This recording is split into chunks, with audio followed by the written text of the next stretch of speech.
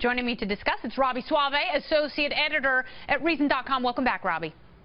Thank you for having me. Good to talk to you. So you've written about this quite a bit in the last few weeks. Is Bernie Sanders right? Was a PC backlash most responsible for Donald Trump's ascendance? Yeah, I think he is right. Obviously, there are other factors in play, too. But, you know, when I write about this, when I say there are a lot of people really upset about political correctness, people write to me. They tell me, I voted for Trump for exactly that reason. I felt like the media, mainstream Democrats, liberals are telling me I'm so stupid and I'm so racist and ignorant, and I'm really not, and I was lashing out at them. I wanted to teach them a lesson for treating me like that, for neglecting my needs as a part of the white working class.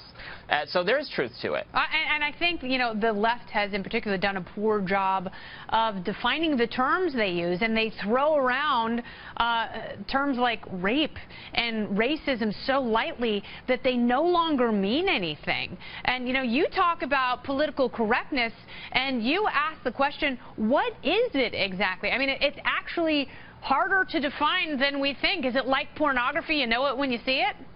It's very difficult to define. I think of it in a broad sense just as paying a social cost for something, kind of an informal censorship. You're not being, legally, formally punished for your thoughts or your expression, but you're bearing some social consequence. And we have to consider whether in all cases, it's appropriate for people to bear this tremendous social consequence for not being, as smart and as Ivy League educated as coastal, elitist, liberal bubble people. Yeah. Should everyone suffer harm for not being as woke as certain people who lead the Democratic Party? And I think that's part of the reason people came to Trump, because he explicitly talked about that. He made it, he was an icon of resistance to this kind of thing. Yeah, and the Democratic Party, they still suffer from a lack of self-awareness.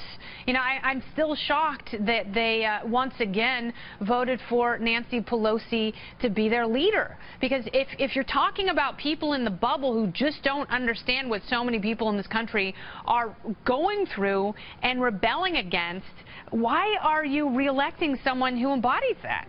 The best example was Bernie Sanders was actually talking about how identity politics is not enough. It's not okay to just elect a woman or a person of color if they don't have the right views. And for saying that, a Democratic operative actually said, you know what, I think Bernie Sanders might be a white supremacist. For saying that. I mean, if your worldview has the idea in it that Bernie Sanders is a white supremacist, I'm sorry, you're going to lose forever. You're just totally wrong. Yeah, exactly. You're going to lose forever. But that's what I'm talking about. They throw around these terms that, are very, very serious, but essentially become meaningless, and that's how you become irrelevant. Not you, Robby Soave.